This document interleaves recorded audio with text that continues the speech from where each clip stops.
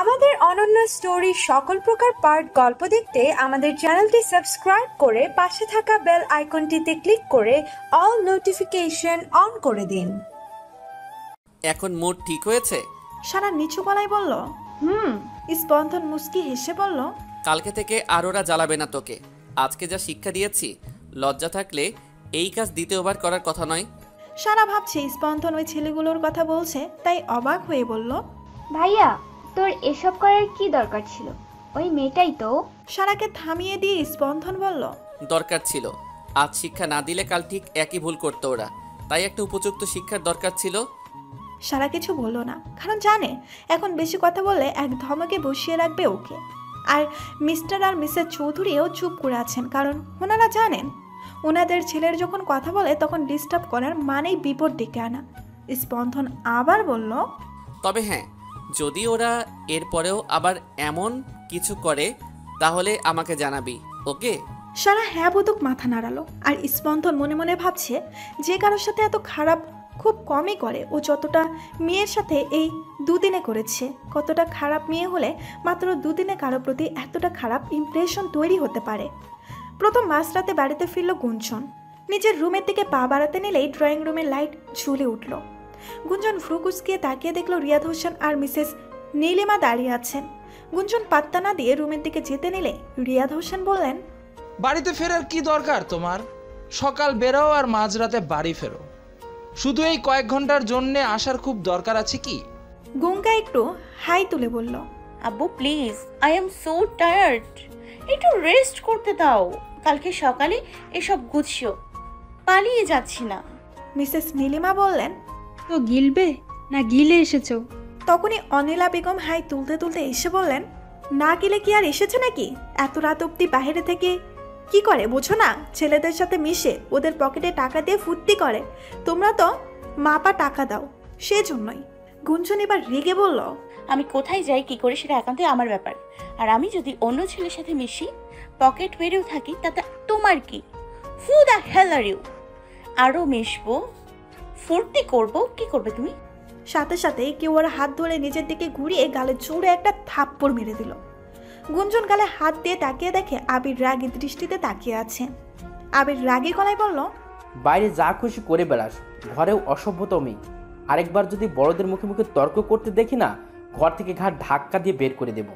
গুঞ্জন গাল থেকে হাত নামিয়ে হালকা কাঁদো কাঁদো কণ্ঠে বলল, তুই কি শুধু আমার কথাগুলোই শুনতে পাস ভাইয়া? আর কাকি যা বললো সেগুলো কানেই যায় না? না? মিসেস নীলিমা বললেন, তোমার কাকি কিচ্ছু ভুল বলেনি। তোমার জীবনযাপন দেখে যে কেউ এটাই ভাববে। নিজেকে বদলাও, সব বদলে যাবে, নইলে আর চেয়ে ভালো কিছু কেউ ভাববে না। গুঞ্জন এবার চেঁচিয়ে বলল, ভাবতে চাইও না আমি খারাপই খুব ভালো আছি। চাই না আমি ভালো হতে, একদমই চাই না। আমি যাই করি খারাপই করি, কারণ আমার মতো শিক্ষাহীন বাজে কোয়ালিটি ছাড়া মেয়েরা এটাই করতে পারে, বুঝেছো? Are you guys happy? এবার সেলিব্রেট করো। বলে নিজের রুমে গিয়ে শব্দ করে দরজাটা লাগিয়ে দিল। রিয়াদ হোসেন আর মিসেস নীলিমা একটা দীর্ঘশ্বাস ফেলে চলে গেলেন। মিসেস আনিলাও একটা ভেংসি কেটে তার রুমে চলে গেল। আর আবির গিয়ে সোফায় বসে দুই হাতে নিজের মুখ চেপে ধরল। গুঞ্জন ব্যাগটা এক কোণে ছুঁড়ে ফেলে ফ্রেশ না হয়ে এলোমেলোভাবে শুয়ে পড়ল। গুঞ্জনরা ক্যাম্পাসের সিঁড়ির ওখানে বসে আছে। ক্লাস এক্সাম আছে, তাই সবাই বই নিয়ে হালকা পাতলা পড়ছে। একমাত্র গুঞ্জন কানে হেডফোন গুঁজে পিলারে হেলান দিয়ে গান শুনছে। হঠাৎ সারা ভেতরে ঢোকার সময় গুঞ্জনকে দেখে থেমে গেল। মুস্কি হেসে গুঞ্জনের দিকে এগিয়ে এসে বলল, এক্সকিউজ মি আপু। মিষ্টি কণ্ঠে ডাকটা শুনে সবাই তাকালো, কিন্তু গুঞ্জন এক মনে গান শুনছে, তাই শুনতে পায়নি। প্রাপ্তি খুঁচা মারতে গুঞ্জন ভ্রু কুঁচকিয়ে প্রাপ্তির দিকে তাকাতেই প্রাপ্তি আঙুলের ইশারায় দেখাতেই গুঞ্জন সামনে তাকিয়ে সারাকে দেখে কান থেকে হেডফোনটা নামিয়ে গলায় ঝুলিয়ে বলল, কিছু বলবে? সারা মুখে মুচকে হাসি রেখেই বলল, আসলে কালকে খুব ভয় পেয়ে গেছিলাম, তাই তোমাকে কালকে থ্যাঙ্কস বলা হয়নি। কালকে যদি তুমি এই সময় না আসতে হয়তো। যাই হোক, থ্যাঙ্কস আপু। গুঞ্জন হাত আর চোখের ইশারায় সারাকে ওর পাশে বসতে বলল। সারা একটু ইতস্তত করে গুঞ্জনের পাশে বসল। গুঞ্জন নিজের হাঁটুর উপরে দুই হাত রেখে সারার দিকে তাকিয়ে বলল, আমার আপু বলে ডাকার কোনো দরকার নেই, মাত্র এক ক্লাস সিনিয়র তোমার। আমার নাম গুঞ্জন, এই নামেই ডেকো আমায়। আর থ্যাঙ্কস বলার কোনো দরকার নেই। কাল তোমার ভাই আমাকে খুব গ্রান্টলি থ্যাঙ্কস বলে দিয়েছে। সারা অবাক হয়ে বলল, ভাইয়া কথা বলেছিল তোমার সাথে? আসলে ভাইয়া এরকমই জানো, খুব ভালোবাসে আমাকে। আমায় কেউ কষ্ট দিলে ওর মাথাই নষ্ট হয়ে যায়, ও কি করে নিজেই বুঝতে পারে না। ঠিক তেমনই কারোর জন্য আমার ভালো হলে ভাইয়া তাকে কোনোদিন ভোলে না, সারা জীবন তার কাছে ঋণী থাকে। তবে এমনিতে আমার ভাইয়ার মতো মানুষ হয় না। গুঞ্জন মুস্কি হেসে বলল, হ্যাঁ, সেটা কালকে খুব ভালোভাবে বুঝতে পেরেছি। এত ভয় পেলে চলবে? হ্যাঁ, ভাইয়ের আদরে তো মনে হয় বাইরের দুনিয়ার সাথে খুব একটা পরিচিত হতে পারোনি, কিন্তু পৃথিবীটা এত সহজ না। সব সময় তো আমি আর তোমার ভাই তোমাকে বাঁচাতে আসবো না। জামানা বহুত খারাপ হে বস, তাই শক্ত হতে হবে। একটা কথা মনে রেখো, নরম মাটিতে আঘাত করতে সবাই বেশ মজা পায়, কিন্তু শক্ত মাটিতে আঘাত করতে আসে না, কারণ তাতে নিজেরই ব্যথা পায়। এনিওয়ে, যদি ওরা আবার তোমার সাথে রুম কিছু করতে আসে তো আমাকে বলবে, ওকে? গুঞ্জন ওর সাথে হাত মেলাতেই সারা হেসে বলল, ইউ নো, তোমাকে আমার বেশ ভালো লেগেছে। একদম কুল অ্যান্ড রকিং টাইপ। আরে বাস, আপু আর এই বান্দরগুলো ছাড়াও আমাকে কারো ভালো লাগে ভাবতেই পারছি না। ওকে দেন ফ্রেন্ডস। গুঞ্জন নিজের হাঁটুর উপরে দুই হাত রেখে সারার দিকে তাকিয়ে বলল, আমার সাথে ফ্রেন্ডশিপ প্রেশারে পড়ে যাবে কিন্তু। নো প্রবলেম, চলবে। গুঞ্জন ওর সাথে হাত মেলাতেই সারা হেসে বলল, আমার নাম সারা। বাহ, কিউট নেম। সারা আবারও হেসে দিয়ে বলল, থ্যাঙ্কস, তোমার নামটাও কিউট। আচ্ছা আমি উঠি, হ্যাঁ ক্লাস আছে আমার। গুঞ্জন মাথা নেড়ে সম্মতি দিতেই সারা উঠে চলে গেল। গুঞ্জন সারার যাওয়ার দিকে তাকিয়ে একটু হেসে বলল, অমন ডেভির একটা ভাইয়ের এমন ফেরি টাইপ বোন থাকতে পারে, আনবিলিভেবল। আপনি অবাক হয়ে বলল, তুই স্পন্দন চৌধুরীকে ডেভিল কেন বললি? গুঞ্জন কিছু না বলে আবার কানে হেডফোন লাগালো। কিছুক্ষণ অঙ্কুর উঠে দাঁড়িয়ে বলল, এবার চল, ক্লাসের টাইম হয়ে গেছে, ফার্স্ট ক্লাসে এক্সাম আছে, ভুলে গেছিস? সবাই উঠে দাঁড়ালেও গুঞ্জন বসে বসে গান শুনতে লাগলো। প্রাপ্তি অবাক হয়ে বলল, কিরে যাবি না? গুঞ্জন বিরক্তি হয়ে হেডফোন ব্যাগে ভরে উঠে দাঁড়িয়ে বলল, হ্যাঁ চল, জোকারদের জোকস শুনতে। ওরা কিছু না বলে একটা দীর্ঘশ্বাস ফেললো। তারপর পাঁচজন মিলেই চলে গেল ক্লাসে। গুঞ্জন ক্লাসে যেতেই ক্লাসের ফাজিল ছেলেগুলো ভদ্র হয়ে নিজের জায়গায় বসে পড়ল। প্রথম থেকে গুঞ্জনকে বিরক্ত করতে গিয়ে যখন বুঝতে পেরেছে ও কী জিনিস, তখন থেকেই ওকে দেখলে নিজেদের গুটিয়ে নেয় ওরা।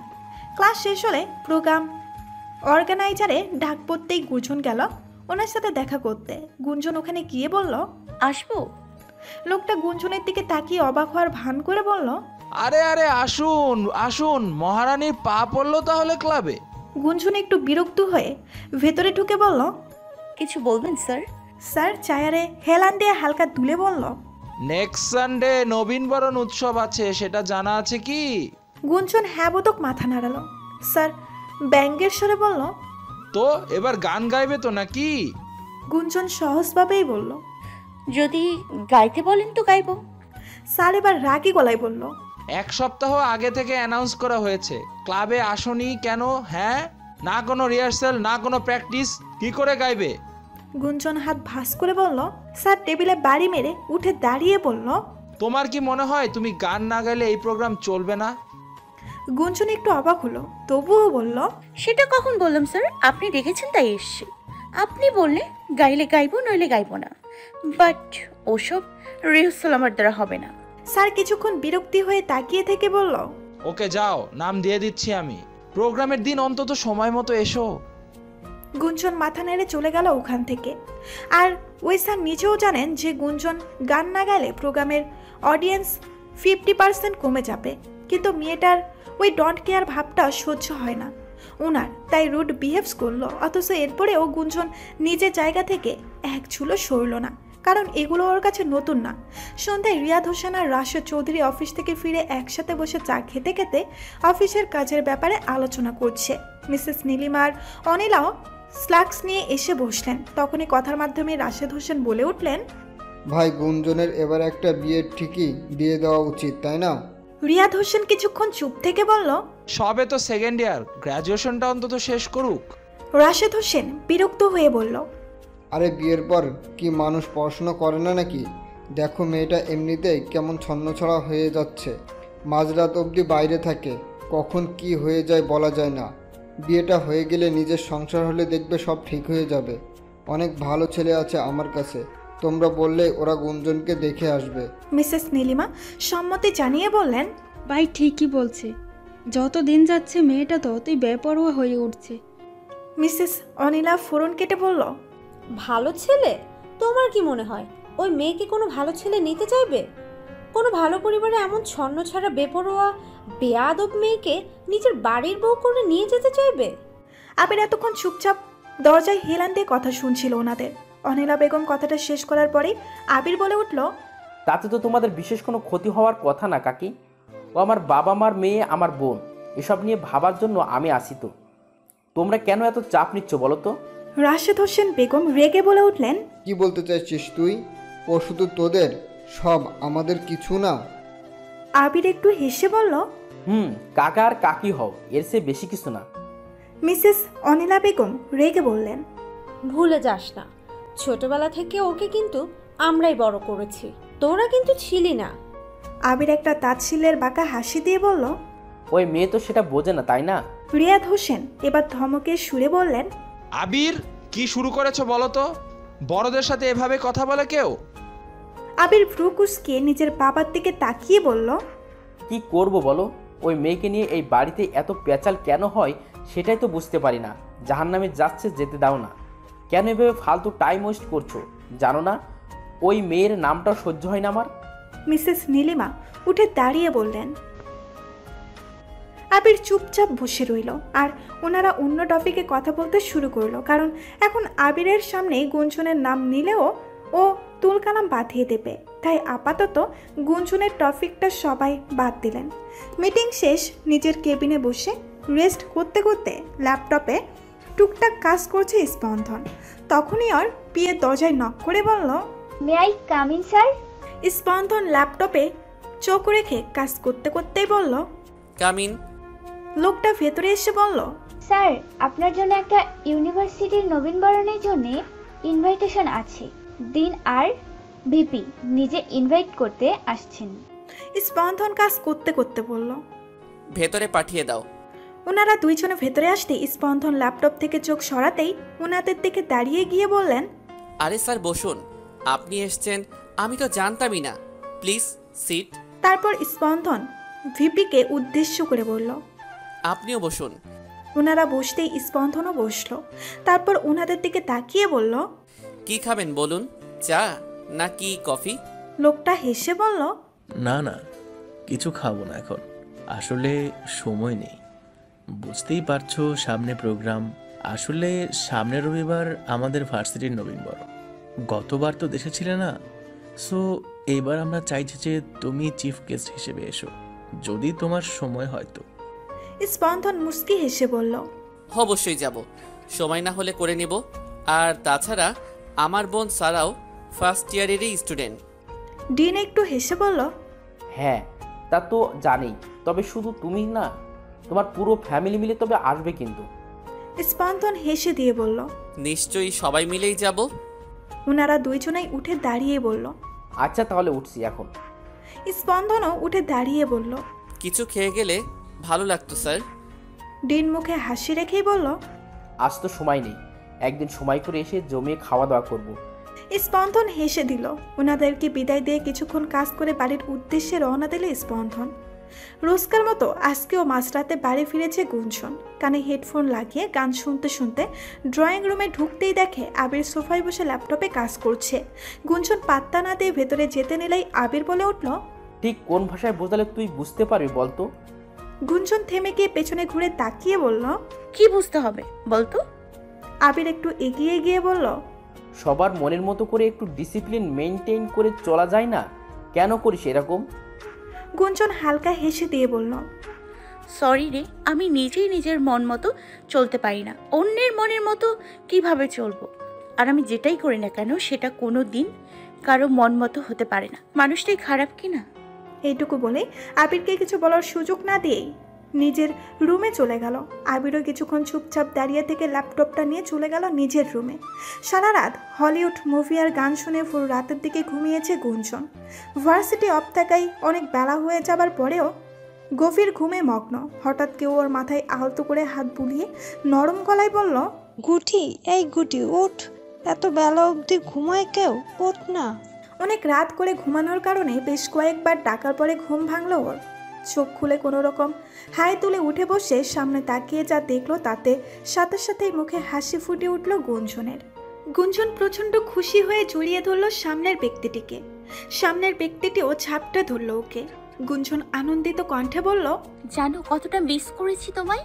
মেয়েটি গুঞ্জনকে ছাড়িয়ে নিয়ে কপালে একটা চুমু দিয়ে বলল, আমিও খুব মিস করেছি তোকে। ব্যক্তিটি হলো রাশেদ হোসেন আর মিসেস অনিলা বেগমের একমাত্র মেয়ে মেঘলা। এতদিন চট্টগ্রামে পড়াশোনা করত, তাই এখানে থাকতো না। তবে গুঞ্জন আর মেঘলা একে অপরকে খুব ভালোবাসে। গুঞ্জন মুখটা হালকা ফুলিয়ে বলল, মেঘুদি, তোমার ফাইনাল এক্সাম তো আরো অনেক আগেই শেষ হয়ে গেছে, তাহলে এত লেট কেন করলে? মেঘলা হেসে ঘাড় পাকা করে এক কান ধরে বলল, সরি গুটি, তুই তো জানিস চাকরির জন্য কয়েকটা ইন্টারভিউ দিতে হয়েছে, বাট তবুও দুটো ইন্টারভিউ ক্যান্সেল করে শুধু তোর জন্য চলে এসেছি। শুনলাম কাল নাকি তোদের ভার্সিটির নবীনবরণ। গুঞ্জন একটা শ্বাস ফেলে সুর টেনে বলল, হ্যাঁ। মেঘলা এক্সাইটেড হয়ে বলল, এবার গান গাইবি না? গুঞ্জন বিরক্তি হয়ে হাঁটুর উপরে হাত রেখে বলল, বলেছি তো গাইতে হবে। ওয়াও, কোনটা গাইবি? গুঞ্জন ডন্ট কেয়ার একটা ভাব নিয়ে বলল, ঠিক করিনি, স্টেজে গিয়ে যে গানটা সবার আগে মাথায় আসবে সেটাই গাইব। মেঘলা একটা হতাশার নিঃশ্বাস ত্যাগ করে বলল, তুই আসলেই একটা alien, but you know what, আমার এই এলিয়েনটাকেই পছন্দ। গুঞ্জন হেসে দিয়ে মেঘলাকে জড়িয়ে ধরে বলল, লাভ ইউ দি। মেঘলাও গুঞ্জনের পিঠ জড়িয়ে ধরে বলল, লাভ ইউ টু মাই বাচ্চা। গুঞ্জন মেঘলাকে ছাড়িয়ে নিয়ে বলল, ব্রেকফাস্ট করেছো? মেঘলা গুঞ্জনের গাল টেনে বলল, তোর জন্য ওয়েট করছিলাম, চল তাড়াতাড়ি উঠে ফ্রেশ হয়ে আয়। গুঞ্জন হেসে দিয়ে বলল, তুমি যাও, আমি আসছি। তাড়াতাড়ি আয়। কথাটা বলে মেঘলা মুস্কি হেসে চলে গেল। গুঞ্জন একটা দীর্ঘশ্বাস ফেলে চলে গেল ফ্রেশ হতে। ফ্রেশ হয়ে গুঞ্জন নিচে নেমেই দেখলো মেঘলা একটা প্লেটে খাবার সার্ভ করে ওর জন্য ওয়েট করছে। গুঞ্জন গিয়ে মেঘলার পাশে বসতেই মেঘলা খাবারের প্লেটটা হাতে নিয়ে বলল, কতদিন তোকে খাইয়ে দেই না, চল আজ নিজের হাতে খাইয়ে দেব তোকে। গুঞ্জন খুশি হয়ে হা করল। মেঘলা খাবার মুখে দিতে গেলেই মিসেস অনিলা এসে রাগী কণ্ঠে বললেন, মেয়েটা সারা রাত এতটা জার্নি করে এসেছে, কোথায় একটু শান্তিতে বসে খাবে তা না, এখানে ওকে জ্বালাতে হবে। তোর হাতে কি হয়েছে, নিজে খেতে পারিস না? গুঞ্জন কিছু বলার আগেই মেঘলা বিরক্তি হয়ে বলল, তোমার কিসে তো প্রবলেম হচ্ছে বলবে মা? আমার কি দরকার না দরকার সেটা তো আমিই বুঝি নাকি, অসহ্য। মিসেস অনিলা নেকা কণ্ঠে বললেন, হ্যাঁ, এখন আমি তো অসহ্য হবই। এই অপয়া মেয়েটা নিজে তো জাহান্নামে গেছে, সাথে আমার মেয়েটাকেও বিগড়ে দিচ্ছে। মিসেস নীলিমা চুপচাপ সোফায় বসে এদের কথা শুনছিল। এবার উনি উঠে দাঁড়িয়ে গুঞ্জনকে উদ্দেশ্য করে বলল, এই তোর কি কমন সেন্স নেই? ও তো টায়ার্ড হয়ে এসেছে নাকি? নিজের হাতে খেতে সমস্যা কোথায় তোর? মেঘলা অবাক হয়ে বলল, আজব তো, তোমরা ওকে কেন বকছো? ও কি বলেছে আমাকে? আমি নিজেই খাইয়ে দিতে চেয়েছি, ও তো। এটুকু বলে পাশে তাকিয়ে দেখলো গুঞ্জন নেই। মেঘলা এবার রেগে ওর মায়ের দিকে তাকিয়ে বলল, সমস্যা কি বলো তো তোমাদের? ওকে তো আর তোমরা খাইয়ে দিচ্ছিলে না, দিচ্ছিলাম আমি। এত কথা কেন বললে? অনিলা বেগম কিছু বলবেন তার আগেই গুঞ্জন ব্যাগ নিয়ে বেরিয়ে এলো বাইরে। যেতে নিলেই মেঘলা এসে আটকে বলে, কিরে, কিছু না খেয়ে কোথায় যাচ্ছিস? আজ তো ভার্সিটি বন্ধ। গুঞ্জন মুস্কি হেসে বলল, আপু একটু কাজ আছে, তবে চিন্তা করো না, তাড়াতাড়ি চলে আসবো। আর হ্যাঁ, আমি খাইনি বলে তুমি না খেয়ে থাকবে না কিন্তু, আমি বাইরে খেয়ে নেব, প্রমিস। মেঘলা বিরক্তি হয়ে বলল, গুটি তুই?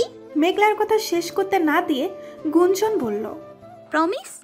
মেঘলা একটা শ্বাস ফেলে বলল, ওকে ফাইন, তুই কিন্তু। মেঘলাকে কিছু বলার সুযোগ না দিয়ে বাড়ি থেকে বেরিয়ে গেল গুঞ্জন। মেঘলা বিরক্তি হয়ে বলল, এবার খুশি তোমরা? শুধুই এতটা সিন ক্রিয়েট করলে তোমরা, যত সব। এটুকু বলে খাবারের প্লেট নিয়ে নিজের রুমে চলে গেল মেঘলা। মিসেস নীলিমা কিছু না বলে নিজের কাজে মন দিলে আর মিসেস অনিলা নিজের মতো করে বকতে বকতে চলে গেলেন। একটু পরে মিটিং আছে, তাই স্পন্দন কেবিনে বসে সব রেডি করছে।